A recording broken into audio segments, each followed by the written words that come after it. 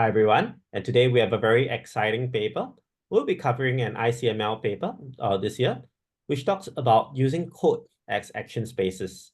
So basically this paper is called CodeAct, and what they have shown is that by using code, basically Python code to define the action spaces, the models could actually perform better. So if you look at their diagram over here, even ChatGPT, when given code as action, performs about the same as GPT-4 when just using JSON as action. So why is that so? We'll be covering more of the details in today's session. But just to give you a brief illustration of why this is the case, I've tried to implement this on TaskGen. It's still early stages. I'm just going to show you how this looks like. So basically in TaskGen, we actually give this generate and run code tool here. I've rejigged it so that you can run external functions. So I'm going to release this notebook after today. So what we can do is we can just put in all the equip functions here so that the code generator is able to use all your equip functions you give to your agent in the code itself. So how does this work? Let's take a look. So this code generation and run Python generate and run code tool will generate the code, run the code, and do error correction 3 times if there's any bugs. So all these are inside here. Okay, so let's see how this works. So I have created an add one to count function. It's basically just adding one to the count. It's just to see how like code can do like for loops. So which is one of the strong points of code as well. So with this, you can see that like if I run the agent, all you need to do is to put code action equals to true. At the back end, I will always select this generate and run code tool function. So you can see that what this does is that it basically splits the subtask into add one to initial count. Okay, but in this code tool, because I gave it the overall agent context, it knows that you need to count 100 times. You know what? The code it just generated count 100 times anyway. Okay, so this is something that I will fix after this. Like we will change this subtask identified based on the code generated so that it's more reflective of what's going on. But GPT-4 manages to dissect this and still understood that it has completed the task of adding 100 times. If I try to ChatGPT, it cannot do this. So we will need to rejig this subtask identified in order to reflect what the code is. So my early experiments with this have shown me something.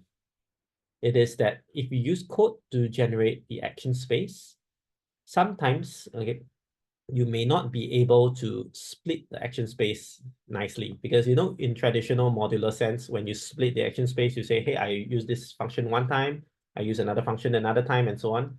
In code, you can use any function as many times as you want. So it's a bit hard to dissect this action space. We'll cover that later, okay, because I want to introduce step by step. Okay, so the other thing about TaskGen, if we don't use code as action, so this is basically the normal TaskGen, all right?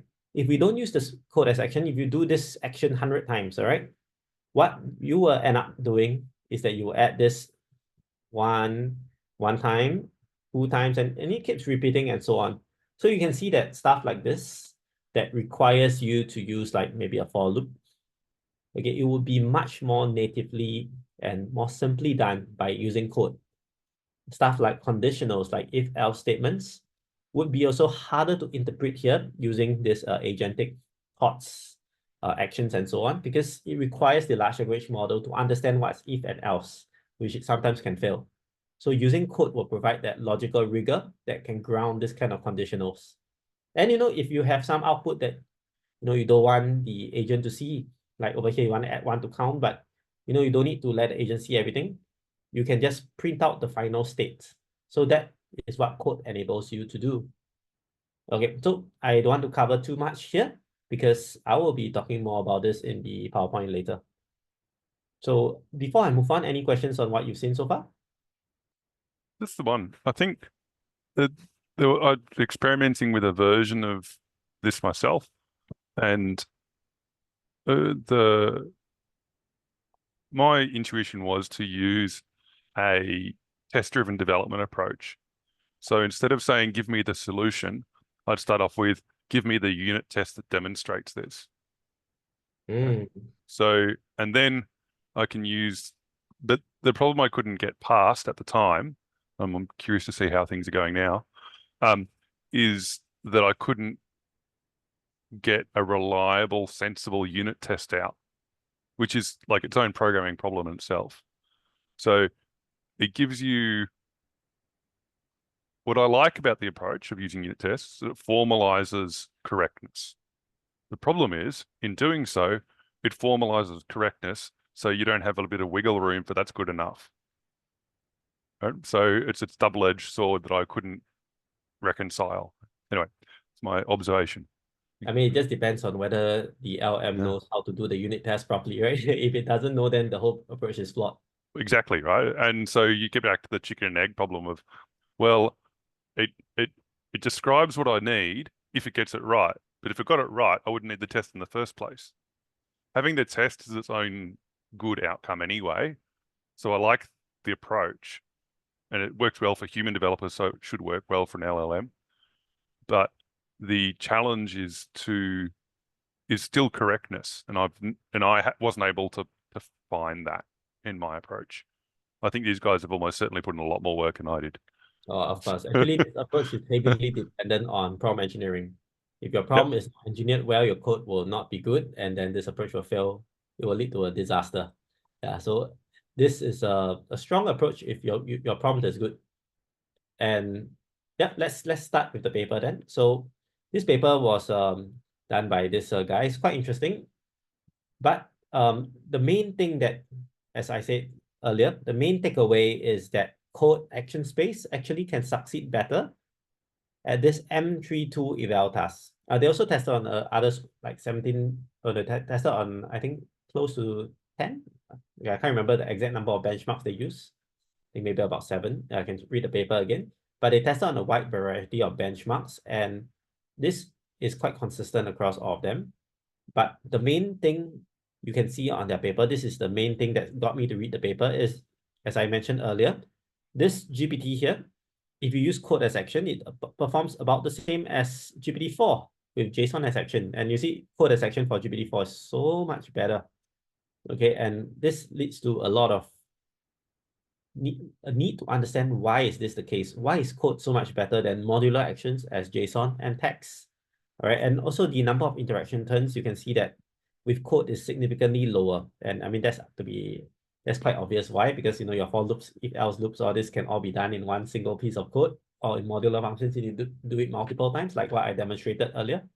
So this is something that requires us to understand what's so good about code. My personal take is that code is good right now because agents are quite bad at planning. And by leveraging on the world's web of code, some form of planning is already implicit in some of them. So we are just like using the planning that people have put into their code and putting into agents.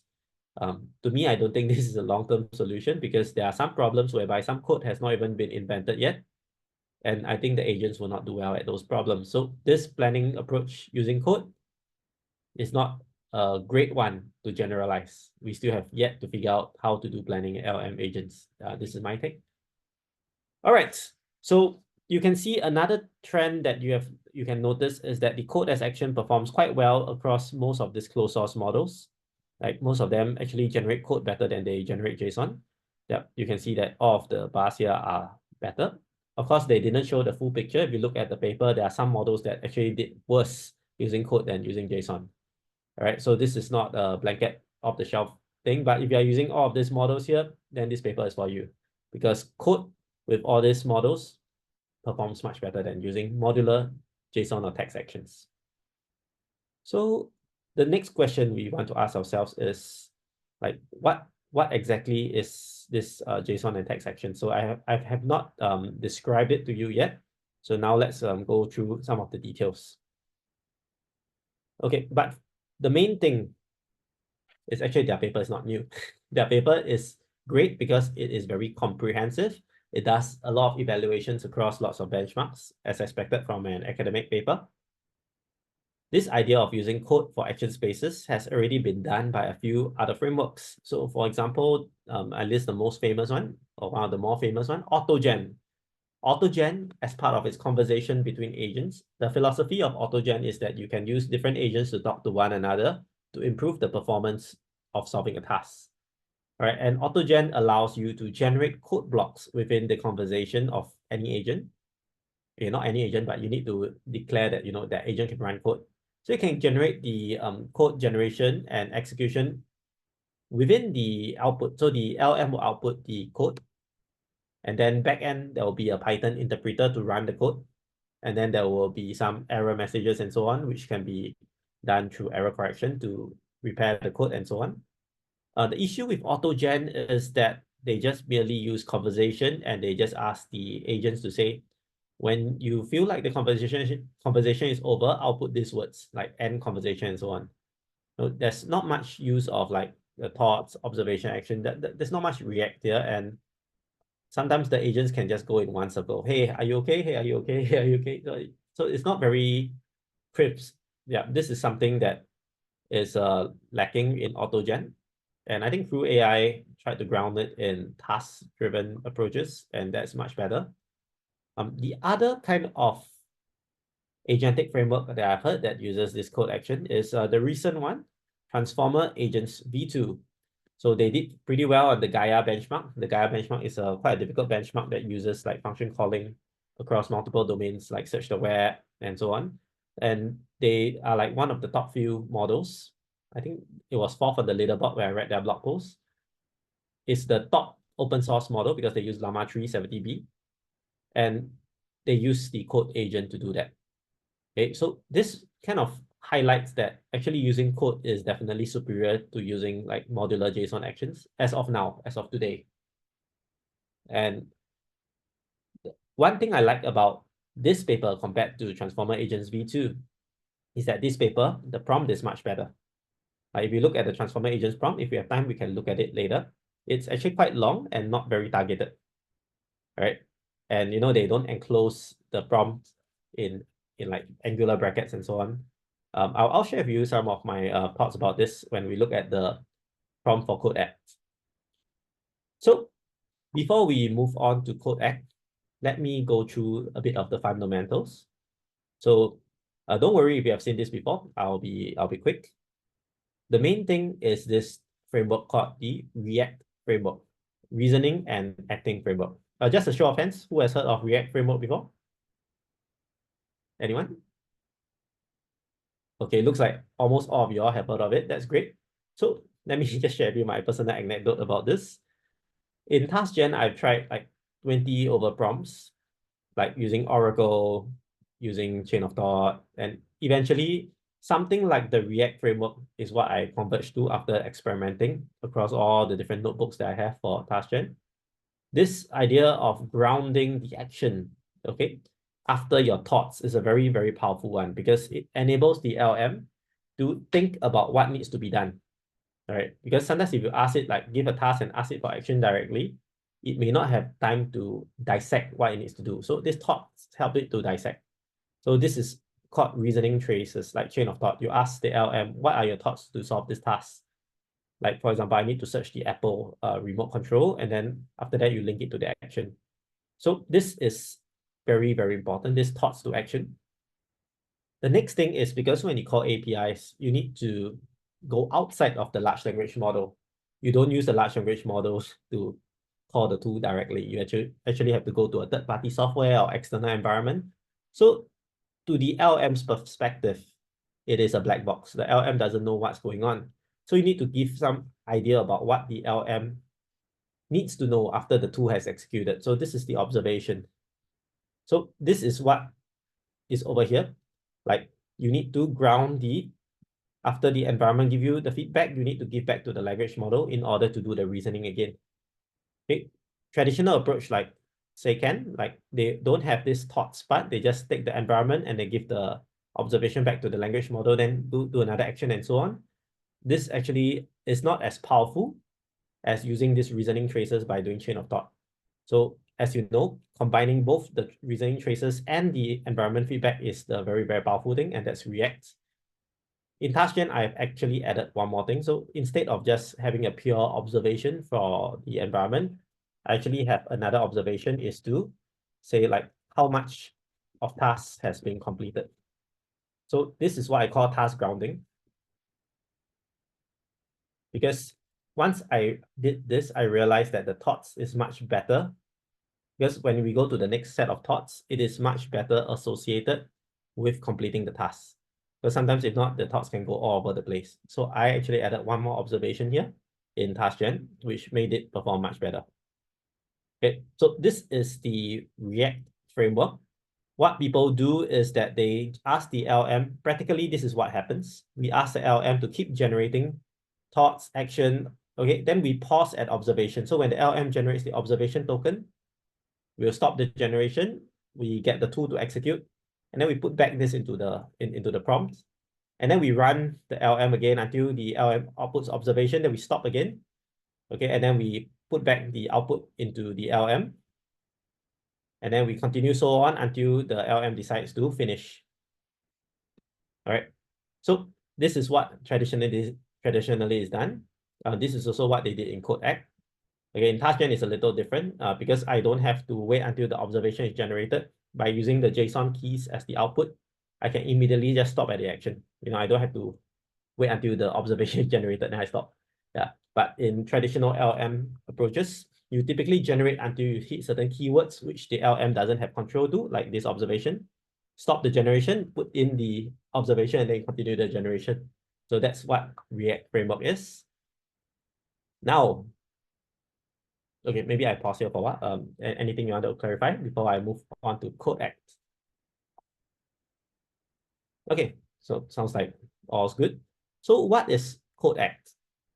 So simply put, CodeAct is just, if you just look behind here, instead of this action space, as you can see, this action space is modular. It's like a function called search, and then the input is called Apple Remote. That's CodeAct. You basically call functions with the input variables defined as the action space. In CodeAct, this entire action is a chunk of code. So you can see over here, this is CodeAct. The same process of React. First, the agent gets an observation. The agent will do chain of thought by asking it to do thoughts and so on. Okay, then after that, we will go do the action. The action is basically this code that you generate. And the code can use any kind of functions that you give this agent. All right, the code will be executed in the environment, be it computers or robots, because robots can also take in code and execute it. So that's the beauty, you see. When you do LLM agents, effectively you are creating better robots already. So the outcome, the environment will give you some feedback, like computers, you can get compile errors and so on, or you can get the results. Okay, in robots, you can get the sensory motor feedback. You can also get if your program is wrong, you might also have compile error and so on. So this environment feedback can then be used again as the observation, and then we go through the whole cycle, think about what needs to be done and so on. So over here, at the end of it, we can reply the user once the conversation is done. So another thing is the user actually also gives the task that needs to be done. Then that will go into the agent. So this is what it looks like. If you look over here at the left, the user will first give the task to the agent. So the task is here. Find the sum of the reciprocals of this complex quadratic equation. The assistant will then take this. Basically, the agent will then take this, and then this will be the thoughts. The thoughts is that, we need to do this. So you can see that this thoughts actually not very helpful, right? Because maybe they truncated it, like to find the sum, we need to use SymPy and so on. So, this is what the thoughts will be used for in order to guide the code generation. It's like giving a more detailed plan of what needs to be done. Then we execute it. So this uses code to execute. I use a different color here. We use code to execute this. And then finally, the environment will output a result. Okay, this result can be a compile error, or it could be the output of whatever code that you have written. Then the agent will then, so following the flow chart, the agent will then go back here, and then it will think about whether the answer is correct or not. If the answer is correct, then it will reply the user with something. If the answer is wrong, or the answer is incomplete, then it will go back again to generate another code and so on. So this is using code as action space. Nothing too different from the traditional React approach. It's just that the action space is significantly expanded because instead of just having a modular function as the input, you can have the entire code as the input. Okay, this comes with some challenges as I've demonstrated earlier. When you give the entire code as input, you sometimes are not able to chunk what you need to do well, like because there's no boundary now, like there's no boundary between the equip function and the action space that you can do. Like you can do all at one go now, or you can do half of it. It doesn't have a clear way of splitting. So most of the time I see this React agent with code, it normally does the thing in one go. Like the code will just finish up everything.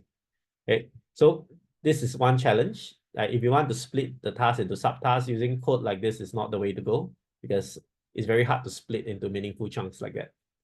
All right. Questions on this before I move on? I think one of the things I explored, that's a different thing some time ago, was asking LLMs. So it's probably back when ChatGPT was new, so 3.5 thereabouts, was asking for pseudocode. So I was trying to decompile some Java, and that often fails because of the detail of JVMs. And it just gives you back the raw code that was handed to the JVM. And so it's not what ChatGPT was very good at, was taking that and giving me a description of what was going to happen, right?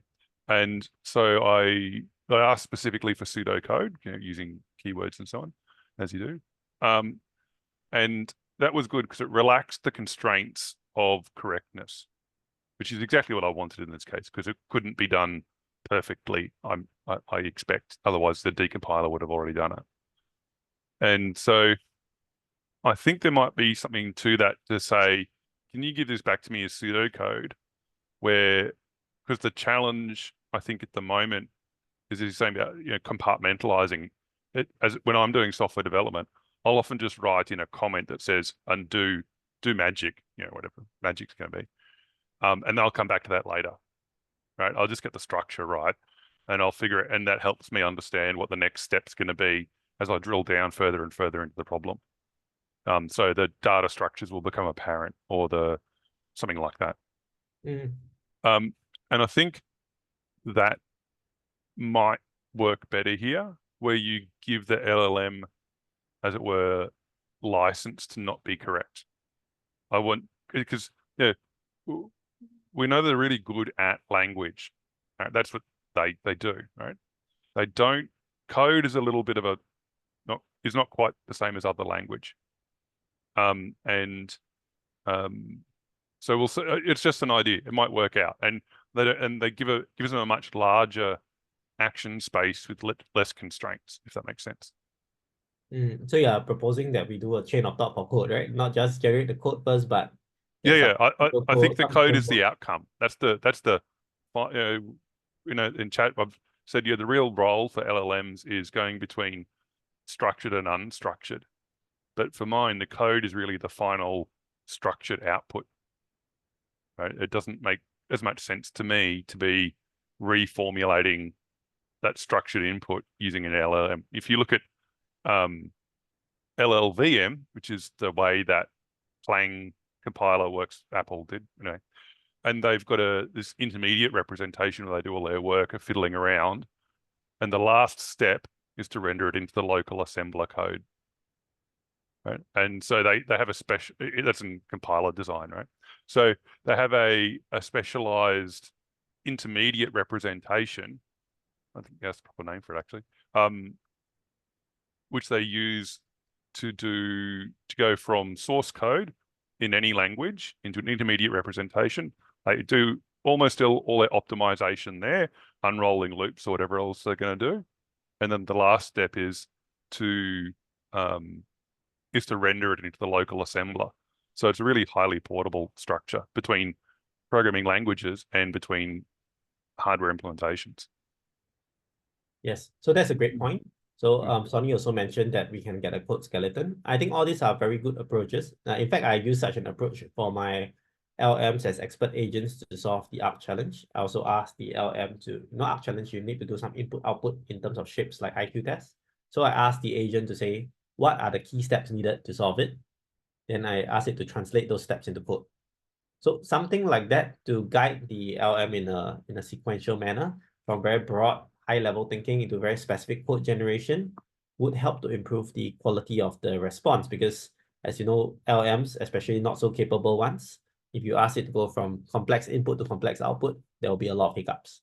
But if you say complex input to intermediate expression 1, intermediate representation 2, until the final output, the chance of failure is lower. So I do agree with all this, making the input-output space less complex for each section of the agent. Maybe let me just draw it here. So like this is the input space. I call it an I, and this is the output space O. If you want to do input-output, like for example, image processing or something, like it's super difficult.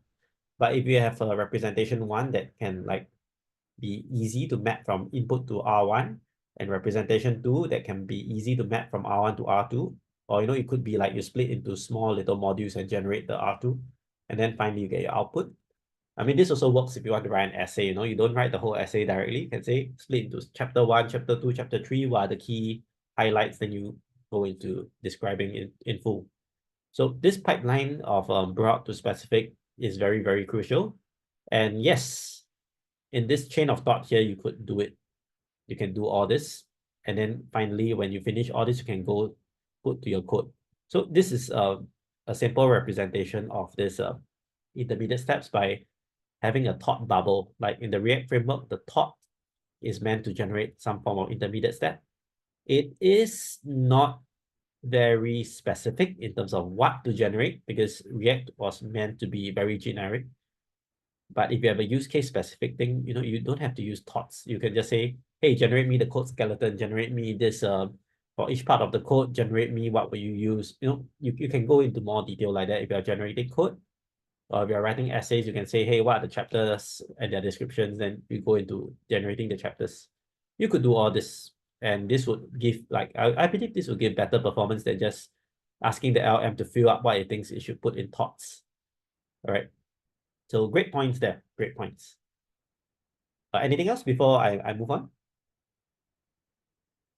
Okay. So these are the code agent's 4 steps. The first step is thoughts. Okay, what the agent thinks it needs to do. So it just goes out in detail and so on. After that, the code, what code it needs to execute. And it can also be the final answer. So you can reply the user, hey, the answer is this. Okay, so this is already something that is more rigorous than AutoGen because AutoGen doesn't have this kind of thing. AutoGen is just, this is the past conversation, what will we reply next? There's no like thoughts, what code to generate. It's not like that. It's not in this form. Okay, although it could be easily changed to this form if they prompted it in this way.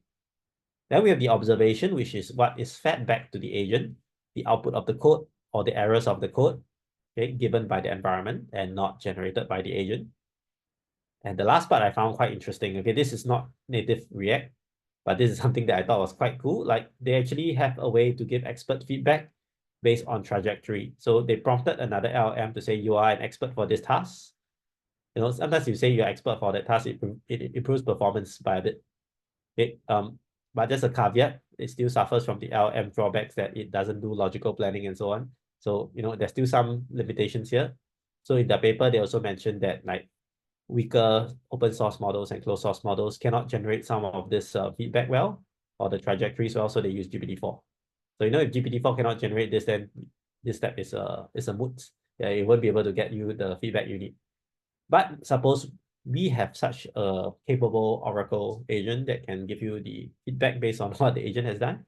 It's not bad, actually. It gives you the task, it takes in the tasks, takes in what the agent has done so far, and then it tells the agent, give it additional information here, additional info on what to do. So it's like, if you are struggling with something, like you are trying to learn large language models maybe, and then you are stuck. Then you have this guru who knows LLMs and then like say, hey, maybe you should try this video. Then like, oh yeah, that's what I should do. Then this would go into your thoughts. And then you will get better outcomes. So I quite like this step. I just think that this step may or may not be done by an LLM because sometimes, if you are talking about LLM modular methods, which means that you have a planning module that is rule-based to give feedback to LLM. So if you have this methods called LLM modulo, you can Google this. This is an actual term right now. So LLM modulo methods are actually part of this expert feedback. that can ground the large language models into generating better plans that suit the environment, because these are all rule-based, and this is very accurate at reflecting whether the plan would work or not in the environment. So I like this approach a lot, because this essentially is some verification of the plan in real world. And yeah, I think this is something that LLMs are lacking. But right now in this paper, this expert feedback is done by an LLM. I'm saying that in the future, this might also be done by rule-based methods. This might also be actually a rule-based planner incorporated in the agent. So stuff like this I'm thinking about for TaskGen as well. So I quite like this whole approach, including the expert feedback. Unfortunately, they did not cover much on the expert feedback in the paper. Okay, but I looked at their code. I roughly understood how they did it. I'm going to talk about it because I think it's important. Okay, so what is the CodeAct prompt? So the prompt is actually quite basic. You are a helpful assistant assigned the task of problem solving. You'll be using an interactive coding environment equipped with a variety of tool functions. So this is just to give a background, because as you know, LLMs are quite good at role playing. So if you do it in a form that, hey, you need to do this, you need to help to do this, it typically generates better than saying input output. Like it doesn't respond to input output formats as well as like giving it a role. Okay, because of the way it's trained, like it's trained to do conversation. So it's better at doing this kind of role play. So at each turn, the agent should provide step-by-step thinking for solving the tasks. Your thought process should be enclosed by the thought tag. So for example, I need to print hello world. It's enclosed in this HTML-like thought tag with a thought and a slash thought. So it's enclosed within this too. So I like this a lot, okay, compared to like the Transformer Agents v2, because Transformers Agents v2, they just ask it to output like thoughts, action, observation, like that. Okay, the problem with this kind of style is that, you know, sometimes the agent might generate the thoughts here, then it proceeds to generate nonsense over here. So this also goes in the thoughts, and same thing for action. It might generate nonsense over here. So in some sense, having this open and this closed HTML tags help to guide the large language model to know that, hey, everything inside here is belonging to thoughts. You know, in fact, this is actually done natively with JSON. In JSON, if you put thoughts like that, and then your thoughts, and then you can put like code to execute. You know, you could do this natively as well, like that. Yeah, this would also work. In fact, this might even work better. So this is what like straight JSON or TaskGen can do. Like, yeah. So this, I like the idea of enclosing it, because at least it gives some boundaries to the LLM of what needs to be done. And the good thing about this compared to JSON is that because there's no double quotes here, the stuff inside here, you don't have to backslash your quotation marks. Okay, so this actually will be more versatile than using JSON. Okay, but why I'm still using JSON for straight JSON and TaskGen is because OpenAI doubled down on JSON. They train a lot on JSON format, so their JSON generation is quite good. Okay, open source models, however, may not be that great. So this might work better for open source models without using the JSON format. Okay, the other reason why I think JSON format is still useful now is because while a lot of people want to go into YAML or like this kind of HTML stuff, the fact is that the training data for this is much lower compared to JSON. JSON has been around since, I don't know, the start of the internet. So there's a lot of data on JSON. So in terms of training data wise, this kind of data is not as common as this kind of JSON data. So pros and cons, this is not the best form of data, but this is the most prevalent form of training data. So yeah, I think their approach here is nice, like enclosed in angle brackets like that, and in thought and slash thought. Okay, so after that, they ask the agent, hey, you can just execute your code like that, execute/execute, all right? Or you can put solution/solution, depending on whether you want to reply the user, which is the solution, or run the code, which is execute. And then after that, you have how many chances to interact with the environment. You propose a solution how many times. So this one is just to make sure the LM doesn't keep proposing the solution. Okay, I think this is not a good prompt, because LMs don't sound very well. This part here is not a great prompt. Okay, so this part here, just beware, like try not to do this kind of stuff in your LM. If you can, you do it in a rule-based manner. All right, after that, you give the tool description. Is like what tool do you want to use, some examples of like how to use the tools in your environment. Later, I'll show you an example. And then your task prompt is like, what do you want the agent to do? Okay, so this CodeAct prompt is a very simple prompt. It manages to get the agent to output in the right text, which is great. So I'm going to move on to the next part of the prompt, which is the expert feedback prompt. So the expert feedback prompt is quite basic also. You are an expert. See, again, just saying the word expert gives you a few percentage points improvement. I've tried it myself. It is amazing. You can go and try it. Just say you're a math expert, you're a HTML expert, you get better performance, slightly better performance. So you have an expert tasked with evaluating and providing feedback on an assistant's performance. You are given the in-context example, which is like some examples of how to do the task, the tools that an agent has, the trajectory of what the agent is doing. So it's like, what has the agent done so far? And basically, you are given the correct solution. So some cases, they give the correct solution, some cases they don't. So basically, some experts don't have the correct solution, some does, depending on the style. But based on this, okay, you need to provide concise and constructive feedback. Okay, don't give away the solution.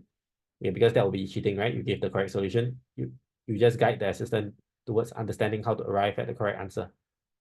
Okay, so this, I mean, if done properly,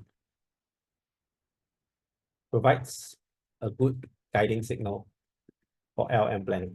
Because, you know, sometimes LLMs don't plan very well, but if you have such an expert agent and you like fine-tune this agent across many different situations, you know, it might work quite well. Okay, but again, I don't think LLMs are that great at planning. So, you know, this is a great concept, but in execution, we may not just want to use LLMs to do this. Okay, because LLMs are, as I said again, not great at planning. Okay, those who say LLMs are great at planning have not used LLMs for planning much. Okay, because they are really not good at planning. Okay, any questions for this? Okay, so now we move on to the interesting bits. What are the different action formats we can have? So these are the three kinds of action formats that they have shown. So first is code. So like you can just execute the entire function like that with your input variables, like content is the meeting with John and the time is this date time group. In JSON, we split by action. We put the function name, content, we put this meeting with John, and time, we put this date time group. If you are talking about action, it's just in text form, you omit all the brackets. So this text form is actually quite similar to YAML, YAML. I mean, it's still a structured format in some sense. You split by commas, but you omit all the quotation marks. So this leads us to think about something like, in these three cases, which ones do you think you can check the input format better? Right. So I'm going to answer this question because the answer is down here. So in this format, actually, the key thing is with JSON and text format, you can actually look at all your inputs here and you can check, okay, whether this content, is it a string? This time, is it a valid time object? You know, you can check all this because you can easily split out all these contents. Okay, in code, it might be difficult, okay, because code may not just be this line of code. It might have like for loops, if loops, all this. Sure, you can extract out this function. Okay, but in this function, you know, when you talk about content, you might have variables like equals to my content. So you don't have the exact thing that is passed into the function. So it can be hard to do the checking of whether the input to the function is correct. So this is one of the drawbacks of CodeAct, because you cannot control and do error correction if your inputs are wrong. Did they make mention anywhere of sort of suggesting a kind of typing thing like you do with Python, right? You can say, this is a string, that is an object, this is a integer, whatever. Can you give type hints? Did they experiment with that, or is that You just can something give they've type left? hints in the function, Okay. but the hints won't be enforced. Oh, that's right. I mean, hints and hints. Yeah. The way that you can do this, which I wanted to talk about this in discussion, but since you brought it up, there's a way to do typing in terms of code. You throw an error. Yeah, so if you throw an error, the error feedback mechanism of the CodeAct can pick it up and then it can correct the error. Okay, but bear in mind, in JSON and text, you are just correcting one function call. In CodeAct, you might be tens of function calls all together. If one of them is wrong, you need to correct that one. And then after that, if another one is wrong, you need to correct another one. By the time your error correction ends, like maybe you have 10 functions, each one of them have an error, you might already be out of the retry limit. So this CodeAct may not work very well for very complex flows if the function call is wrong in the first place, because it's not modular. You have to fix all parts of the plan at the same time for it to work. It's just an analogy, all right? So this CodeAct is something like a list of steps. All need to be right. This one is just a single step. These two are just single steps, JSON and text.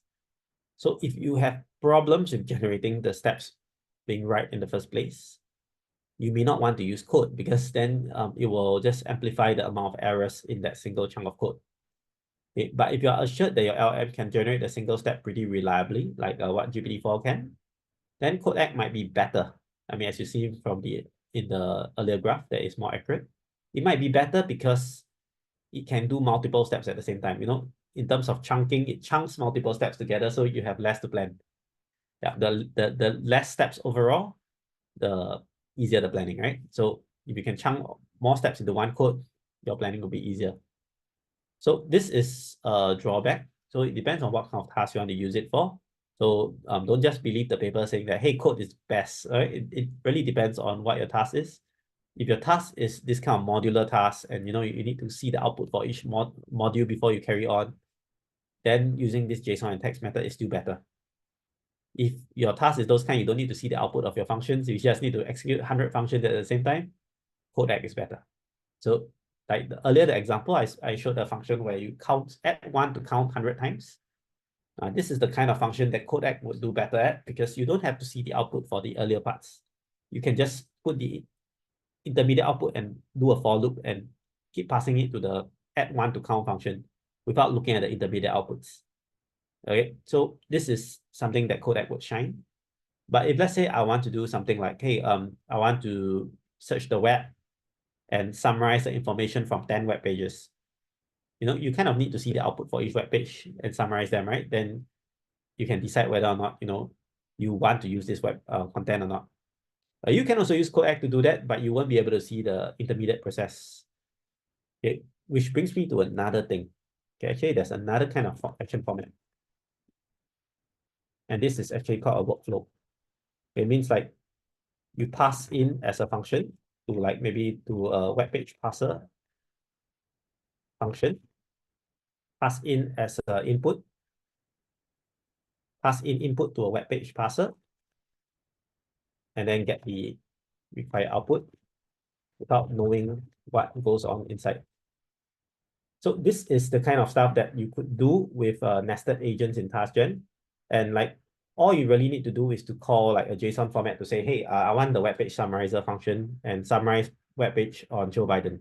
So in this workflow, we do a for loop to search through all different kinds of Joe Biden websites, take in the content, summarize it, and then output the summary. So this is a nested action workflow. And if you already know that your workflow needs to use this, like all these fixed steps, you can just put them as a function and then just use this modular function calling to call it. It'll be much better than actually using code, because if you use code to do the for loop, use code to do the summary and so on, there's a chance that it would be wrong. So I've done some testing. This code generation is only reliable if it is similar to code in the web.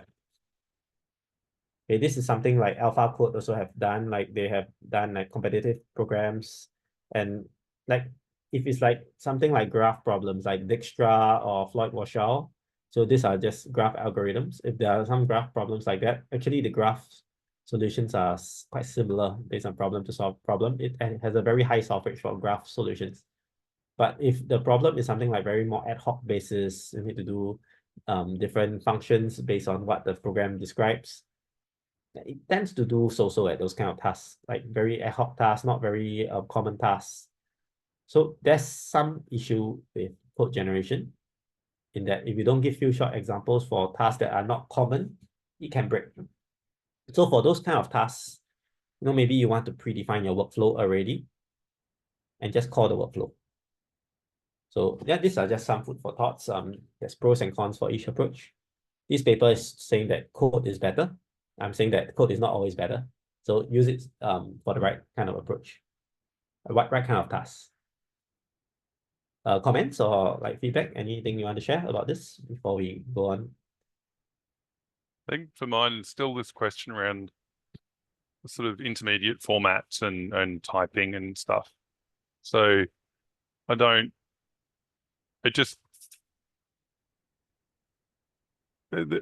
of the ideas I had was this idea of saying to try to get it to characterize the problem.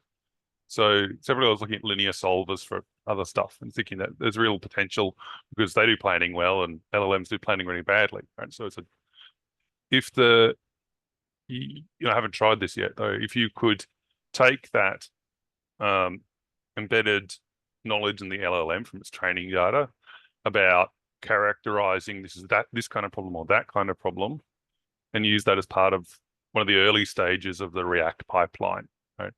Where you go, so before you come up with the code or even a representation of a solution, try to characterize this problem as this type or that type or the other. Then based upon that, take that characterization and say, well, give me a classic solution for it that would suit this.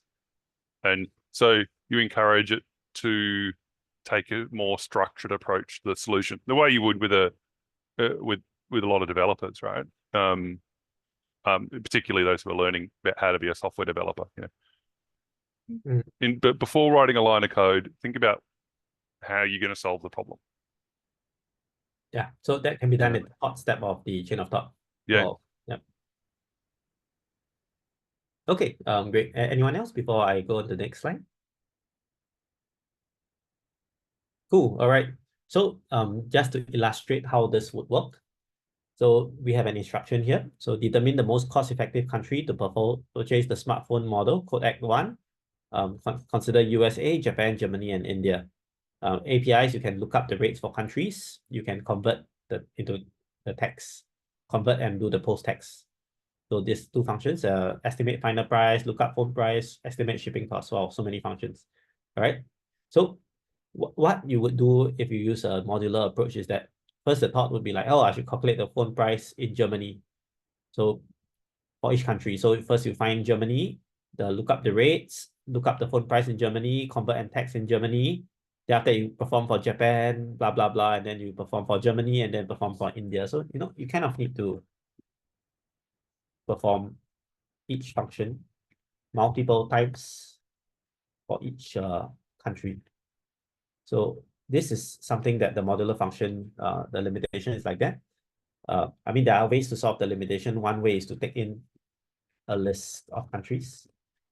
Okay, so you can do this operation one time. So if you take in a list, like you take in Germany, Japan, India, USA, you can just get the same thing one time. So it helps to reduce the number of steps needed. So this is something that you can take note of. If you still want to use text JSON, this is something that I recommend doing. Like instead of just putting one single input, you put a list as an input. LLMs can just give you either a single element or multiple elements depending on use case, and you save a lot of steps because you can put all at one go. Like you can check out the tutorial to TaskGen, like when the economist agent like takes in the prices, it's a list of food items. Yeah, instead of a single item. So you can pass in the entire thing at one go. You can check this out, but the thing still remains, like you kind of need to do like look up the rates one time, look up phone price one time, convert and text one time. Okay, if you use the code, okay, you can look at what they do. They list all the countries here. Okay, look through all the countries, look up the rates. Okay, look up the phone price, convert and text. Okay, estimate shipping cost and estimate final price, all in the same loop. And then after that, they can use min to find out who is the most cost-effective country and then print it out. So all these are natively done. You don't have to use LLM to interpret, hey, which is lower number and so on, which is great because LLMs are not great at comparing numbers because that's not how the tokenization works. It doesn't work by exact number values. They work by characters, a few chunks of characters. May not know that 100 is smaller than 1000 sometimes. Yeah, so this is the benefit of using code. But can you see the drawback here? Right now, I'm relying on the fact that this convert and tags function gives me this float is the form that I like. Okay, if the output for this function is wrong, it's not a float, maybe it's in terms of like 30% and so on. Like, let's say the output here is the function is defined wrongly. Instead of giving a float back, I get 30% and so on.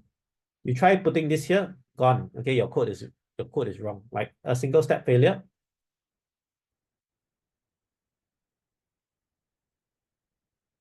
Okay, it's gone. Yeah. So this is a very, very big drawback in my opinion. Like the reason why code could work for their tasks is because their tasks for this M3 tool use is just chaining multiple tool use together. So it doesn't require too much like interpretation of the environment and so on. You already know what's going to come.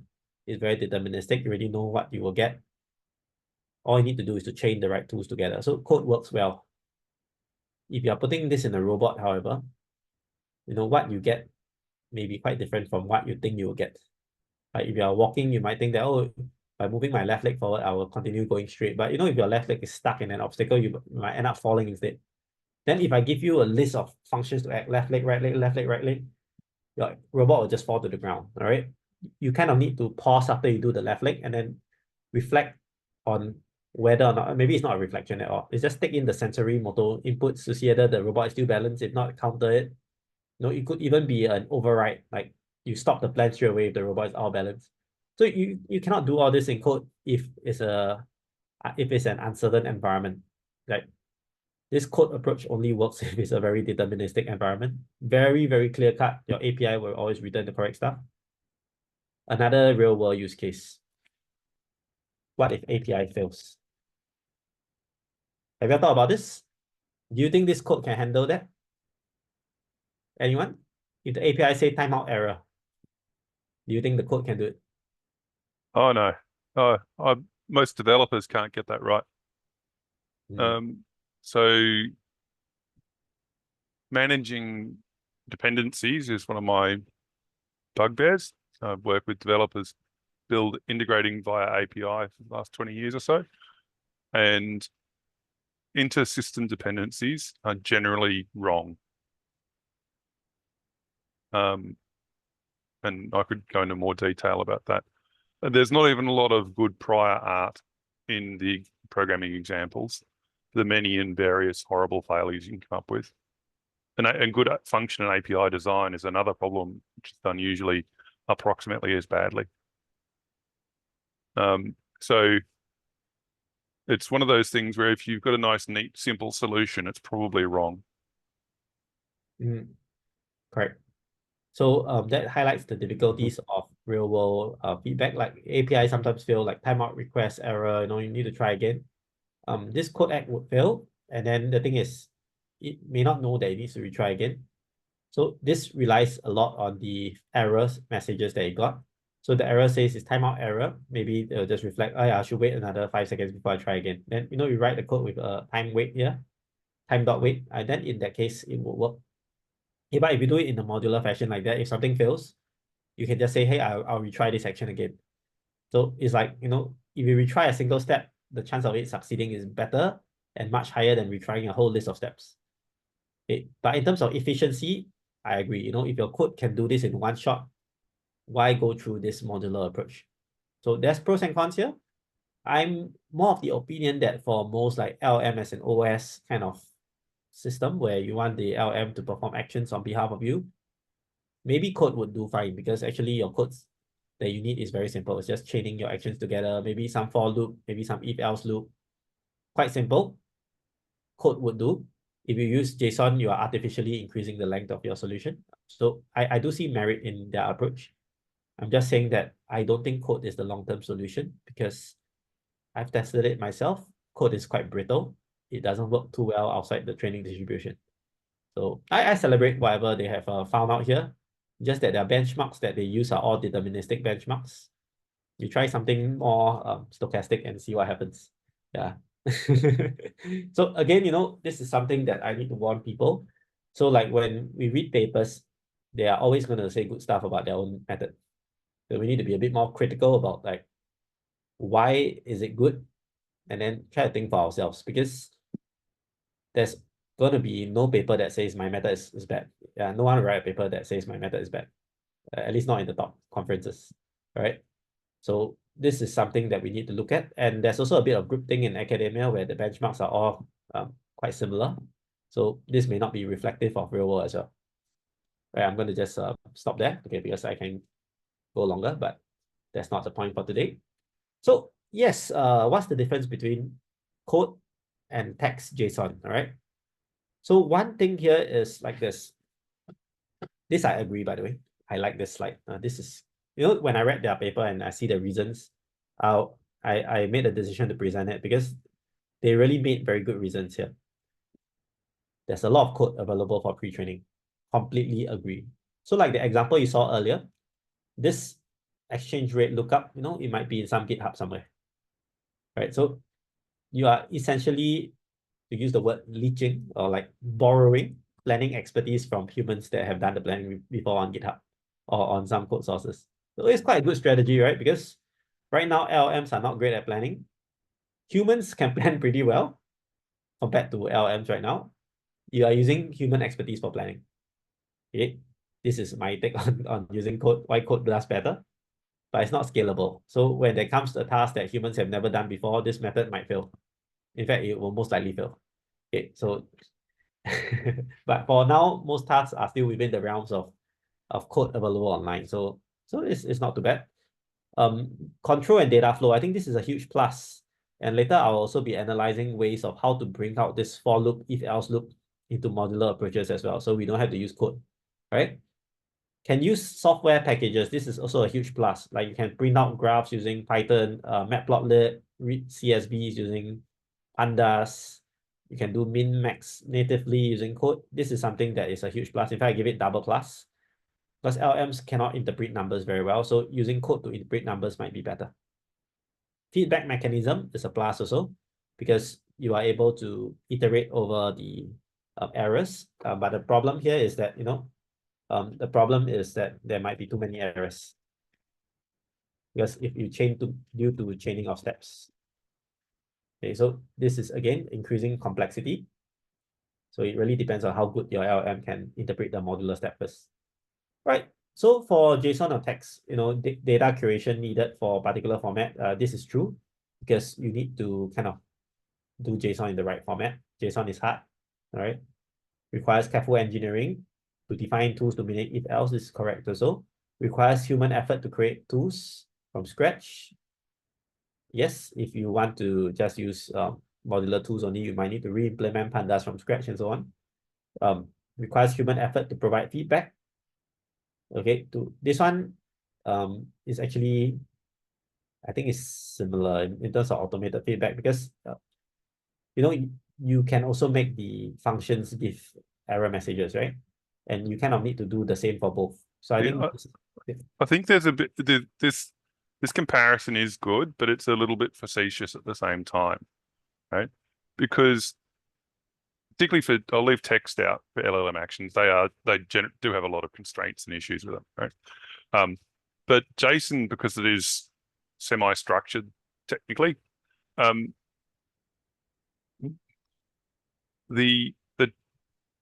think the way I read it was always intended to be used to call REST APIs, right?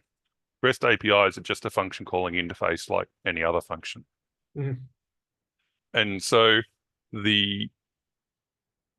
but from a more constrained list of possibilities, right? Usually, because there's not, the whole C library doesn't exist as a REST API mercifully. So I think to say the availability of tools is not quite right, but also with a REST-based API, there's sort of open API standards and Swagger and so on for describing them. So they're usually built for external consumption. The feedback as well, I mean, the problem is that REST APIs are of highly variable quality. There's not a lot of standards in how they're applied. So where there are each programming language has a idiomatic style to how you do things, right? Perl, Python, C, Rust, what have you. There's idioms that go with the language that inform developers about how to approach problems. In REST APIs and JSON, there's very little. So and what there is not necessarily well followed. So the challenge, what they're saying here is true, but I think it's a bit vacuous, because I think the way I read that tool using via JSON was it was always going to be, and then send that to an HTTP endpoint to do something with it. I mean, it depends on how you define it in the JSON architecture. I mean, it could be a REST endpoint, or it could just be your own inbuilt functions. It could be, yeah, it absolutely could be. But in my mind, it's sort of, the calling convention is the only difference, and that's not particularly different.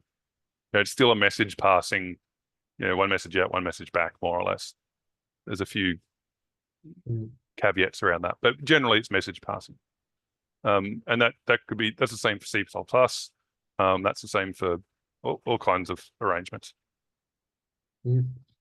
So I agree. I think this comparison is just to highlight that code is better for certain tasks. So, these are just 4 bullet points here. If you put other stuff like ease of correcting the plan, then, JSON will be better. Ease of doing this, like ease of checking the types for the function, then, JSON will be better. So again, this is something to note for academic papers as well. Usually what you see is only part of the picture. So code is definitely good for some things, like for loops, definitely. If else, definitely. Okay, but it's also not good for a lot of other things, like, if you need dynamic outputs, correction from the environment and so on, then JSON and text would be better. But over here, see, there's only 4 rows. And, to be fair to the authors of the paper, they need to highlight the importance of their method. Okay, so that's where I come in, you see. I'm trying to help you uncover where the deficiencies are. So it's definitely not a rosy picture all the time, but I can acknowledge there's some benefits. In fact, I'm going to make this part of native TaskGen also, because I can see the benefits. Okay, anything else before I go to the next slide? Okay, so this is a slide that I created on my own. So this is a thing to just highlight what we've been saying so far. Enables more complex flows for code. Good stuff. For loops, while loops, if loops can do very well. Stores intermediate state. This is also a huge plus, actually, because I always believe that the agent doesn't need to know everything. Like sometimes you can offload certain tasks, and then all you need is the answer to come back. Like if you are the boss, you don't need to know every single detail of what your workers are doing, right? You just need to know, hey, for the company, I need X and Y. Are X and Y met? I don't need to know, in order to do X, you do X1, X2, X3, X4, X5. Those are too low level. So if you have a modular function calling, sometimes you might give back the intermediate steps one by one, unless you do it in a workflow style, like what I said earlier. Then you can ask for X and get back X. So this is the workflow I encourage, where you basically offload stuff to intermediate agents, and you don't need to care about the agent's output. You only need to get the behind answer. So this is the agentic workflow I'm heading towards, because I really don't think we need to have the burden of storing all these intermediate states by the top level agent. Each agent should only store their own state that is required. So code enables you to do that natively, okay, by saying that you don't have to give back everything. So for example, in code, you can get the list of persons on your organization using this function. You can look through this person list, and then you can just get the address for each person in one for loop. There's no need to print out what the person name is and so on, unless you need to match the address to the person, then you need to print that out. But if not, this person intermediate output, you don't have to let the LLM know. If you use modular function calling, it will return to you in the first step, person 1, person 2, person 3. All right, which means that your agent will know which are the 3 persons, and then you can get the address one by one for each person. Yeah, so this is something that there might be too much information passed to the main agent. So I think the solution is to have inner agents, inner agents or workflows that abstract away the process.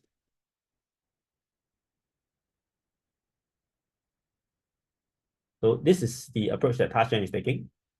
Okay.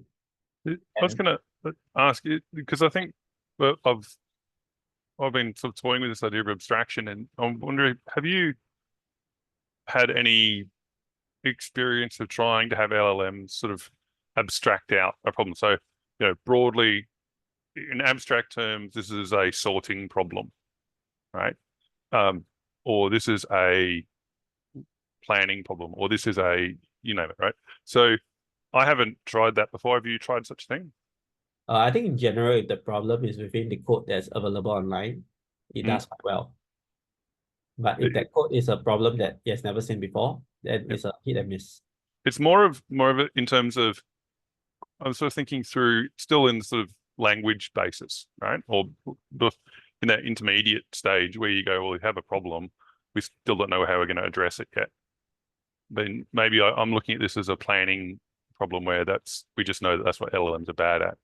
But is there a way has anyone done experiments to go, given this problem, can I describe it in an abstract terms and then make a concrete solution later? I haven't tried it. I don't know what happens. Well, I think it's definitely possible. You can ask it to think in terms of broad categories, Mm. especially helpful if you already know the categories beforehand. So Yes. yeah, Yeah. you can describe the categories. You can perhaps do a semantic match. Mm. But I think my point still stands is that if Yeah. it has not seen that style of text before, it Then can be hit and miss to match the category. Like, I'm sure. Yeah. yeah. So what could be better is if you have a certain style of the problem you need. You have certain characteristics that could be like modular characteristics, like, oh, does it output something? Does it take in integer as input? Does it take in string as input? So you could have some modular things. So let me just illustrate this. So if you have a category that is like so jagged like that, it can be hard to match. But if you just match it, oh, this is a rectangular block, this is another rectangular block, triangle block, this is a rhombus or something like, or this is four-sided figure, and then this is another four. So if you can break your criteria into modular chunks and be easier to better match. So this is the point I'm driving at. Like for example, ImageNet, there's 1,000 categories, right? But actually we just need to know like 10 different main categories. And then in each 10 categories, you can split again into 10 more. Like that's how ImageNet is structured. So they have main categories and split into subcategories. You might be able to match better in terms of the planning by saying, hey, is this a dog or cat? I don't have to say, is this a husky? Is this a German Shepherd? You just say this is a dog or cat, and then it splits there first. Then maybe calls in more specialized tools to zoom in more ingrained manner. So yeah, this is something that can be done if you really know how to classify those stuff. I'm not sure whether that answers the question. I think so. I think it's more of again, I'm trying to see the question I guess I'm at is how effective LLMs are to describe those broad patterns, right?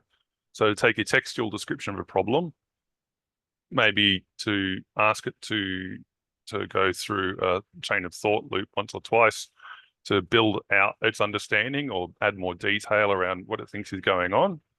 And then say, well, given that, you just essentially summarize what's going on here. That is, give me a more abstract view of that now quite detailed description. Possible. It's And possible. Yeah, it's possible to do, but I cannot guarantee the accuracy of it. yeah, no, it's really a question of how effective, if anyone's tried it, and how effective it might be. I suppose that's where it's going. So, based on all the papers I read about like general intelligence and so on, I've come to one conclusion, is that intelligence is not great general at all. It, like for example, Voyager paper that does well in Minecraft. Like there's prompts are all very Minecraft specific. Like you put the same set of prompts somewhere else, it won't work.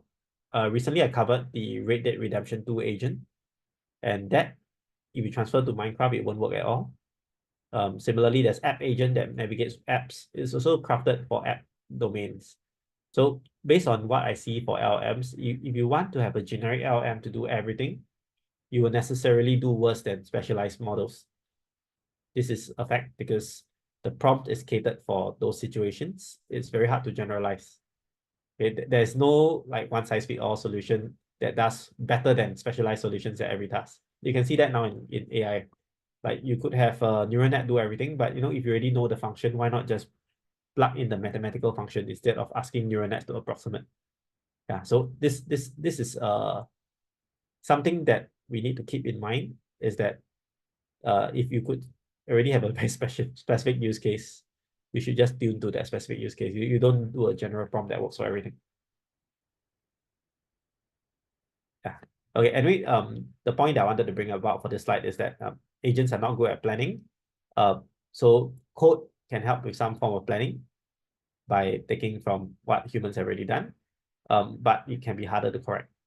So I'm reiterating this point again, because I think this is a very important point when we decide to use code. Okay, so a recap of what I did in the ARC challenge. So ARC challenge is basically a series of tests, inputs to outputs, and then you need to figure out the pattern of it. So there are 10 possible squares and grid size from like 1 by 1 to 10 by 10, but to 30 by 30. So over here, the task is to, like, if there's breaks in the same row and column, we need to link them up together. So you can see that if we do like code-wise, basically I ask it to choose the functions it needs, write some steps on what it needs to do, and then eventually come out with the code. So exactly what we talked about earlier, like generate pseudocode and then the code. That's what I did for ARC challenge. Works pretty well. Like so you can see that it does all these for loops natively. I don't even need to prompt it. So this is a conditional function that I gave it on same line. So I gave it some functions to check, and then gave it some functions to like fill the line. So with this, it got like quite good 30% solve rate on the training set. So, or is it 40%? I can't remember. So the thing is, this is something that taught me, like, LLMs can generate code pretty well if you ground it with the right functions. And that's exactly what this CodeAct is doing. You ground it with the right equip functions, and also Python specific functions like min, max, pandas. You could get quite reliable generation compared to modular function calling. So this is Michael Holder's domain specific language. He's a nice person, by the way. I don't mean to say that this method is bad, but this method is reminiscent of function calling, right? You have one function you call, you get another function you call. Can you see that this is like 7 steps? Well, this thing here is just like, if you do this whole code one time, it's just 1 step. So this is similar to CodeAct versus modular function calling. And I think this is a general trend that you can see in tasks that already there's code that does those tasks. Just generating the code is much easier than doing the modular functions, because it can be quite tricky to specify the modular functions that does the if else block. You see over here, like in order to do if else, you have to do a fork. Yeah, so this is artificial complexity. So this again tells me of something. You see, there are different schemas of doing things. Some schemas are more broad, some schemas are more specific. So the broad one are like code, the specific one are like DSL or like modular functions. And they do well for different things. So different schema does well at different tasks. Yeah, there's no one-size-fits-all solution. So fortunately for us, code is useful for a lot of OS-related tasks. So code as agents, I think, will still be here to stay. Okay, at least until we get our planning sorted out. Oh, there's one issue with code though. Code can be potentially risky at running, like it can harm your computer. So it's best to offload this code to some remote computer to run it and then get the results back. Just saying, all right? Don't run LM generated code without looking at it on your own desktop, unless you put some restrictions on it. This is a very interesting point. Even for single API calls, CodeAct can be even better than text or JSON, right? So what does this mean? So atomic API calls, which means that you only need to call one function with the right parameters. Sometimes if you use, like, this is an open source model, so if you put JSON in, doesn't work too well, but if you put code in, it works much better, which hints to me that these models don't process JSON well. Because if it's just a single function, JSON should do just as well. So this case in point is that GPT series, does JSON pretty well. So Claude 2 also doesn't do JSON that well. So here don't have Llama 3 7DB because it's about a few months back considered old already in LLM standards.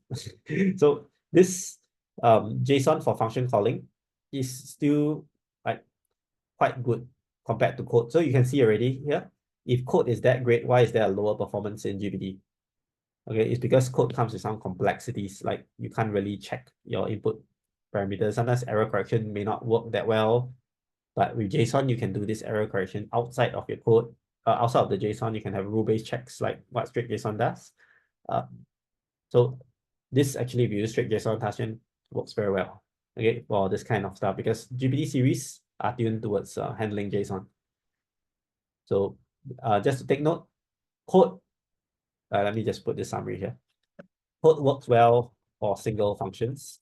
If one model understands, model has a code as training set, and two,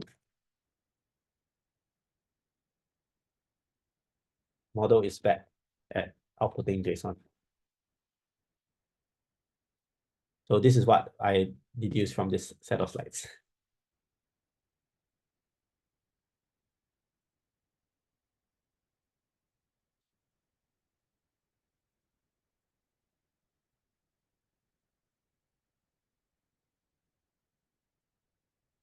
Okay, can you still hear me or is the video lagging? Oh, good. Just quiet. Yeah, no, because the video was a little lagging on my end. Let me just reset my video. So you can still see me, is it? All good. Okay, all good. All right, that means it's been my video. Okay, I'm going to go to the last part. So the last part is whether CodeAct can self-learn. So this part here basically is saying that, you know, we are limited to what the rounds of chain of thought and self-reflection can do. Right, I'm just going to turn off the video now because I think it's affecting. Okay. Hi there. Yeah, just some feedback. Can you all still hear me? Still good. Okay, good. I'm just going to turn off the video for the rest because it's lagging on my end. Just to highlight, like, can CodeAct self-learn? I don't think so. Okay, so self-learn means that if the environment changes, can it still do what it needs to do? I think it's hard because it's still limited to what the rounds of feedback, rounds of chain of thought, and reflection and expert feedback can do. Right? I don't think this is the way, like just outputting code, and some of this code is already in the training set. Hard to hard to learn new code without fine-tuning again. Okay, so this is something that is a problem. Like you can add in-context examples. I mean, that would work, but that won't change the behavior of the agent that drastically compared to using the, like, as compared to like doing modular functions, and then modular functions can learn like through in-context much better. So code can be difficult to self-learn. Expert feedback here also may not be that great at like telling you what the code should do because code is a complex chunk of thing. Like expert feedback may not know exactly what what the code should be doing. So this is one of the limitations of CodeAct. I think this is also a limitation of LLM agents right now that don't use memory to learn from experiences and use those memories to condition future actions. Okay, so to move towards fast adaptable agents, which is what I'm interested to build, we need to have more than one agent in the world.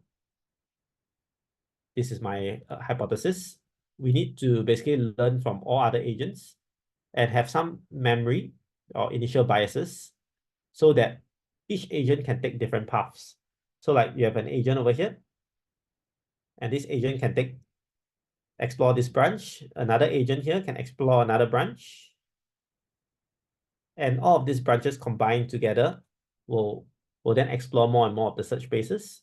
And then we can just learn from each other by like maybe picking the best branch that has been explored for certain tasks.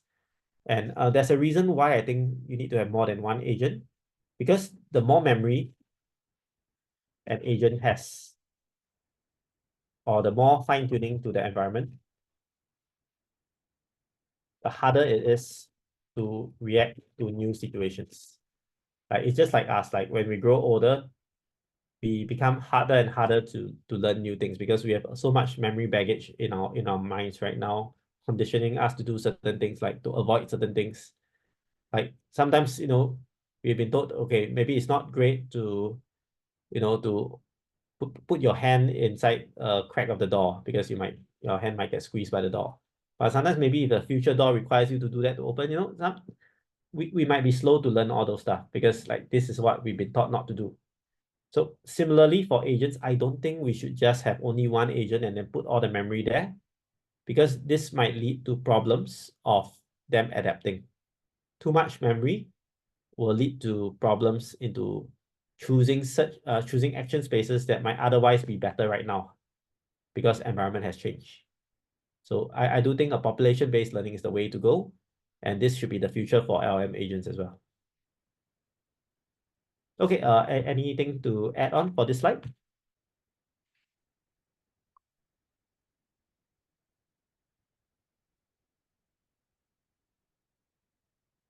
Yep.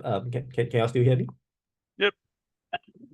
Yeah, when you see more than one agent in the world, John, like could you give like an example on that?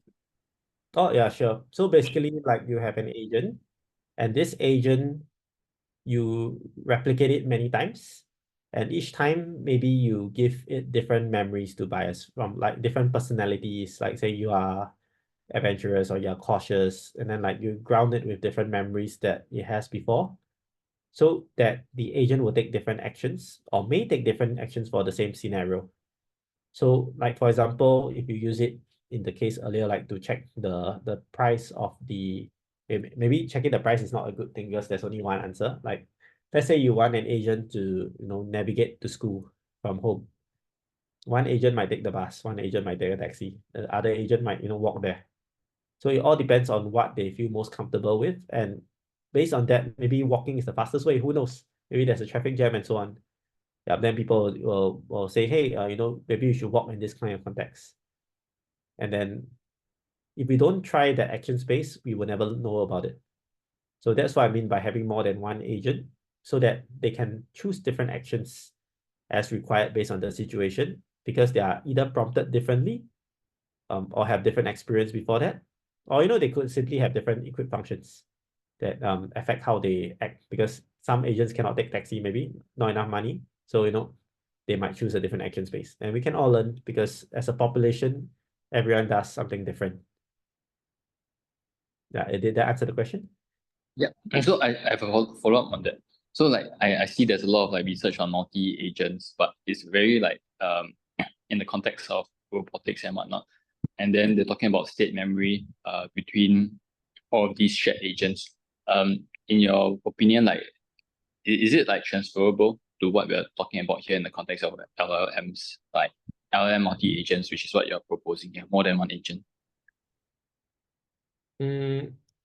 I think in terms of multi-agent systems, yes, like LLM agents can use the multi-agent framework right now that maybe reinforcement learning is using.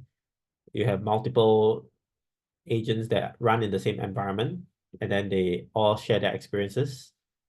Yes, you could do something like that, but I don't think current RL uses like a lot of LM-based prompting for the experiences, for the context, which is what I think is lacking.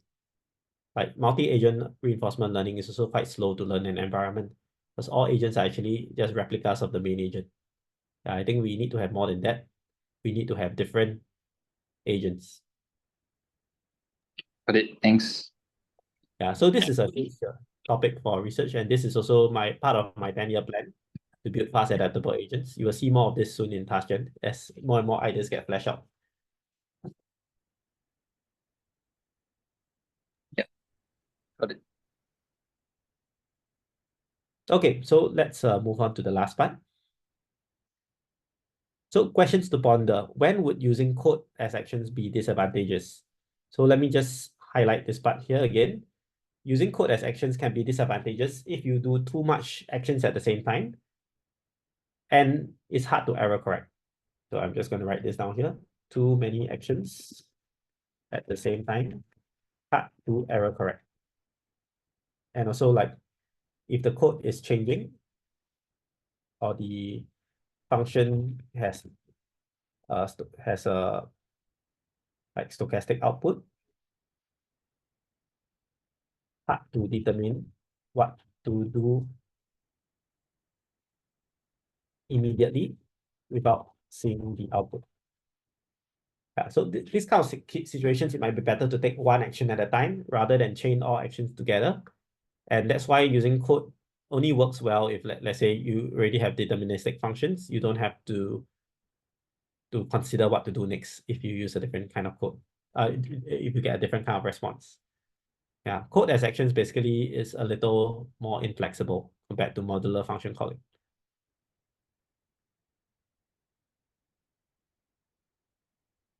Okay, so next question. How can type checking and input parameter checking still be done for code? I would say the answer for this is to put in the error messages as exceptions in the function itself. Okay, but this one will be an expensive step,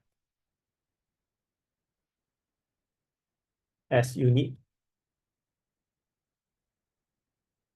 to regenerate the whole code each time one function input is wrong. Yeah, comments on this?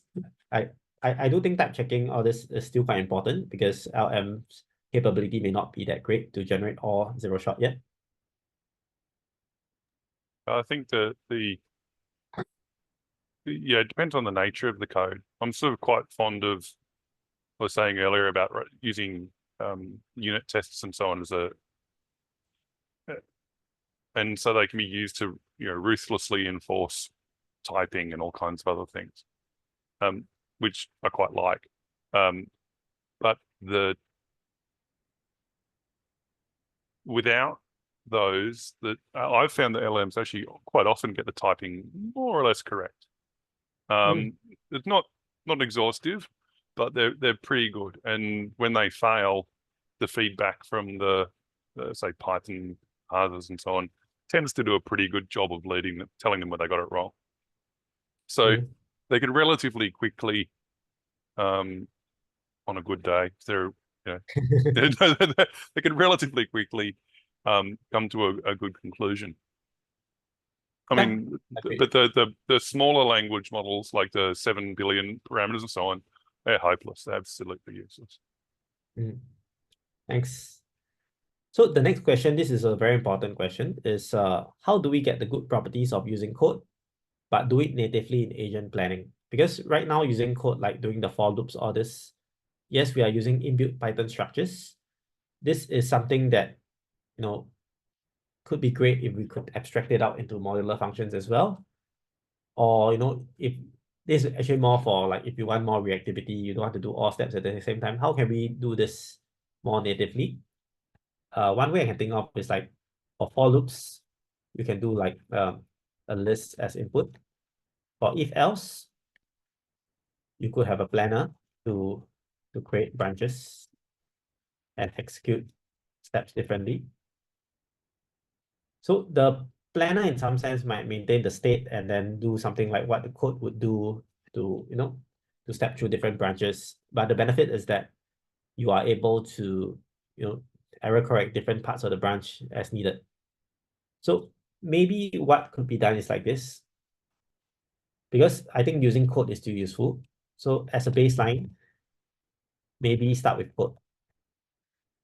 If code fails, move back to modular.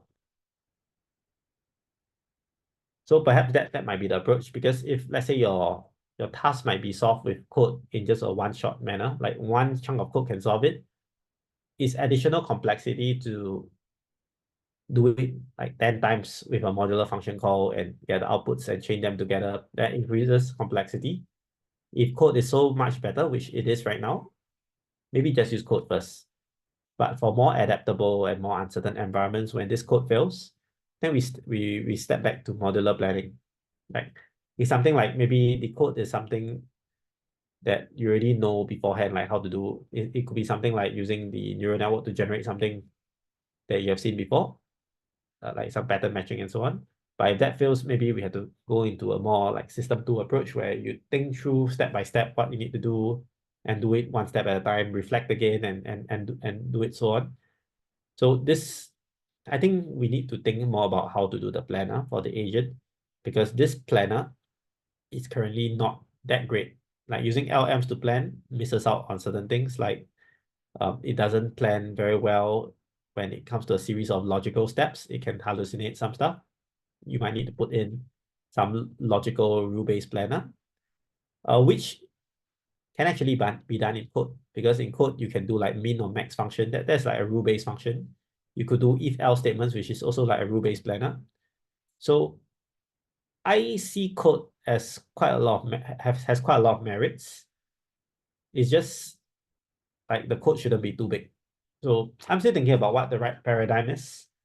But right now I'm thinking that an approach where, you know, you start with code fails, you go to modular framework. I think that might suffice for now. Yeah, any thoughts on this?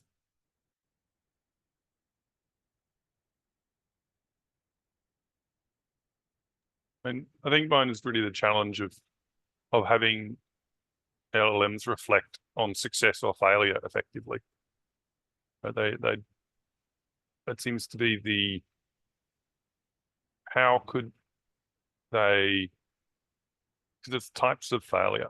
It's not just not good enough to say it's failure, but it's a particular type of failure. It needs to be stepped back to some other representation or approach. But I find they're not good at, I don't find them good at identifying their own failures. Once they're lost in the weeds, it seems to be a case of sort of just compounding error, and they just go further off into the distance and never come back again. Yes, it's something that we need to solve. Okay, we need to solve, and this will be solved in a few months' time or a few years' time. For now, use code. Okay, because code is quite a good like bypass. All right. So the last question is like, how can we store intermediate states better? Because as we saw earlier, code enables you to put intermediate states without outputting back to the main agent. So if you use like function calling, how can you store intermediate states better? I have two answers for this. One is in TaskGen, like I have created something like shared variables, or you know, if you talk about length graph, you have a scratch pad. Like you can actually put in stuff there without going back to your main agent. I think those are like ways to store intermediate states without overloading the agent.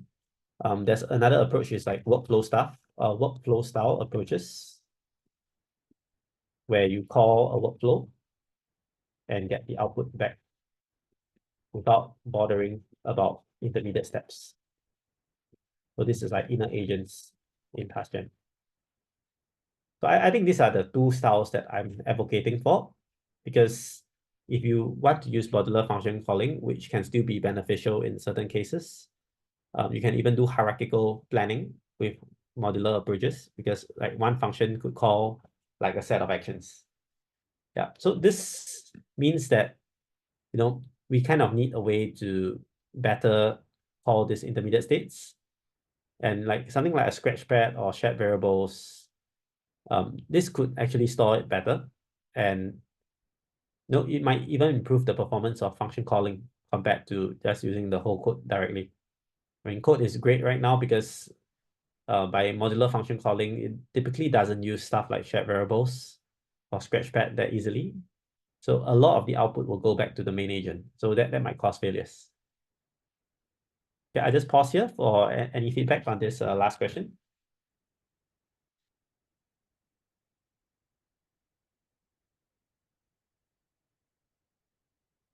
Okay, so if not, that's a long session. I just briefly will just go through the additional slides a bit. So like, for example, in the few shot planning for CodeAct, they do code like, for example, in order to find letters in the room, okay, you need to check through like a dozen of places. Look at this. For I in range 14, there's 14 cabinets. So you can see a modular approach might get this wrong quite easily because there's so many steps to plan. But with code, you can do this entire check of all locations. If let's say the thing is closed, we open it. Okay, and then we just find where the letters is. All this can be done in one code. But you need to give it a few short examples of how to do it first. This is not very native. If you just give it the functions of go to and open receptacle, this code may not be generated. You might need to give the example. And this is the example they use for ElfWorld. I like this a lot because I do think that actually this whole part about finding stuff could be abstracted into one function called find item. I mean, why do you need to go through step by step all this module? Like, why do I need to go like left click forward, right click forward when I can just say walk to location? So all this, I believe, should be all abstracted into one modular function. And if we can abstract into the right modular function, actually, tasks, this ElfWorld should be able to be solved very effectively with a modular approach. So this code is just a way to abstract multiple steps all into one small chunk. I like this example a lot. I'm just thinking, this actually should be a predefined function rather than using code to generate, because code can lead to errors. Okay, so the next thing, I'm just going to go through like the prompt for Transformer Agents V2. So it's again a similar prompt as CodeAct. You need to do thoughts, code, observations. Yeah, so the difference is that they do a thought dot dot, code dot dot, and observation dot dot, which might lead to issues in extracting out the stuff as compared to enclosing them in HTML brackets. Okay, which also HTML is also quite prevalent, so LLMs can understand that enclosing better. So this is the way it is, like task, thought, code, observation, thought, code, and so on. Yeah. So code as a way of actions is quite useful. And I think it's still here to stay because we do have a lot of code online. And this would improve the performance of the agents like almost immediately if we use it now. But I'm thinking the way ahead will be to use something that is more structured, that has incorporated more planning involved in the native agent itself, incorporates more of the learning of the memory and using memory as the context. Okay, I'm going to stop here for today. Any last questions before we end?